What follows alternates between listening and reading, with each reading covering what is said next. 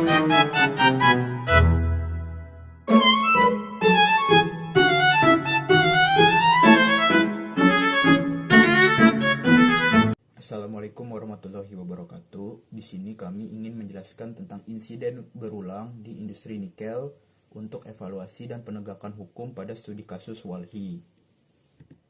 Insiden berulang dan memakan korban di industri nikel. Industri nikel di Indonesia berkembang pesat seiring program hilirisasi nasional. Namun di balik pertumbuhan tersebut, berbagai kecelakaan kerja serius terus terjadi dan memakan korban jiwa. Walhi menilai kondisi ini menunjukkan adanya kegagalan sistem keselamatan kerja dan lemahnya pengawasan pemerintah.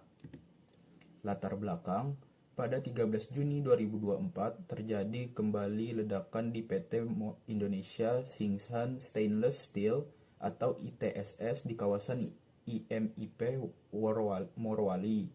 Dua pekerja mengalami luka bakar serius akibat dugaan ledakan dari aktivitas las, yaitu oksi-aksetilen yang dipakai. Insiden ini menambah daftar panjang kecelakaan kerja di industri nikel.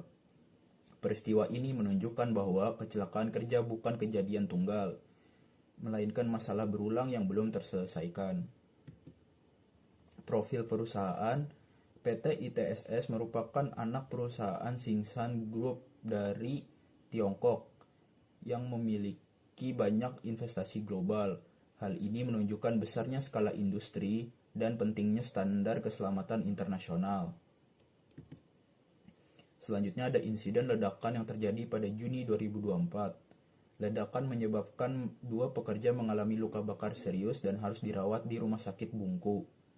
Dugaan awal menyebutkan ledakan berasal dari penggunaan las oksi-aksetilen yang menggunakan gas asetilena dan oksigen untuk memotong logam.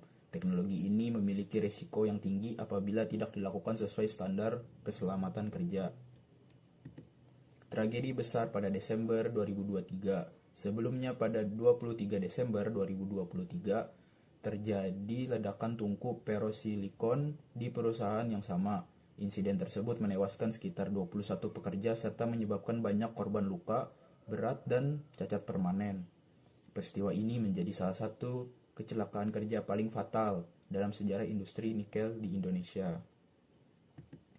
Ada Unsafe Act. Yang pertama, penggunaan las oksi-aksetilen di area berisiko tinggi. Yang kedua, diduga tidak mengikuti SOP perbaikan tungku. Yang ketiga, adanya pekerjaan berbahaya tanpa kontrol risiko yang memadai. Yang keempat, itu kemungkinan adanya kekurangan dalam pelatihan keselamatan. Yang kelima, itu prosedur kerja panas atau hot work tidak ketat. Selanjutnya ada unsafe condition. Yang pertama itu pengawasan pemerintah yang lemah. Yang kedua itu peralatan dan area kerja berisiko tinggi. Yang ketiga, evakuasi darurat tidak standar. Yang keempat itu budaya keselamatannya rendah. Yang kelima, audit keselamatan tidak rutin. Yang keenam, sistem tanggap darurat yang buruk. Pola kecelakaan berulang. Rentang waktu antara kecelakaan sangat dekat, menandakan tidak adanya perbaikan signifikan dalam sistem keselamatan kerja. Walhi menilai perusahaan dan pemerintah tidak melakukan pembenahan menyeluruh pasca terjadinya tragedi sebelumnya. Kondisi ini memperlihatkan lemahnya sistem manajemen keselamatan kerja di industri. Selanjutnya ada masalah evakuasi korban. Walhi menyoroti proses evakuasi korban yang dinilai tidak memenuhi standar. Dalam video amatir juga terdapat korban yang diangkut menggunakan mobil drum truck. Hal ini menunjukkan buruknya kesigapan dan kesiapan untuk tanggap darurat di kawasan industri berisiko tinggi. Investigasi pemerintah atas tragedi 2023 hanya menetapkan 2 tenaga kerja asing sebagai tersangka. Walhi menilai tidak ada sanksi terhadap perusahaan meskipun diduga lalai dalam penerapan sistem K3. Hal ini menimbulkan kritik terhadap transparansi dan keadilan penegakan hukum. Pekerja sebagai korban hilirisasi. Menurut Walhi, pekerja menjadi korban ambisi peningkatan produksi nikel. Program hilirisasi yang mengejar keuntungan besar dinilai tidak diimbangi perlindungan tenaga kerja. Keselamatan pekerja seharusnya menjadi prioritas utama pembangunan industri. Dampak sosial dan lingkungan. Walhi menyatakan produksi nikel berasal dari tata kelola yang merusak lingkungan dan memiskinkan masyarakat sekitar tambang. Industri ini tidak hanya berdampak pada pekerja, tetapi juga masyarakat di sekitar wilayah pertambangan. Selanjutnya, kritik terhadap perencanaan pembangunan. Walhi menilai kecelakaan berulang menunjukkan kegagalan perencanaan pembangunan secara sistemik. Pemberian izin proyek berisiko tinggi dinilai belum menerapkan instrumen lingkungan secara ketat.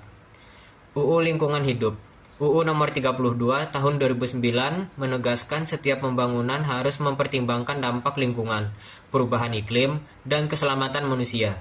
Namun, implementasi aturan ini dinilai masih lemah di sektor industri nikel. Selanjutnya, pentingnya kajian risiko. Kajian risiko meliputi identifikasi bahaya, penilaian dampak, dan kemungkinan risiko terhadap manusia dan lingkungan. Tanpa kajian risiko yang kuat, kecelakaan berulang sulit dicegah. Kebutuhan mitigasi. Industri berisiko tinggi wajib memiliki skema mitigasi bencana dan kecelakaan operasional. Mitigasi menjadi kunci pencegahan korban jiwa di masa depan. Selanjutnya, tuntutan Walhi. Walhi mendesak evaluasi menyeluruh sistem keselamatan industri nikel dengan melibatkan berbagai kementerian. Pemerintah diminta berani mengambil tindakan hukum terhadap perusahaan yang lalai. Rekomendasi pencegahan. 1. Mematuhi SOP. 2. Menggunakan APD. 3. Melaporkan kondisi berbahaya. 4. Safety training rutin. 5. Safety leadership. Dan 6. Safety reward dan punishment. Kesimpulan. Kecelakaan berulang menunjukkan kegagalan sistem keselamatan.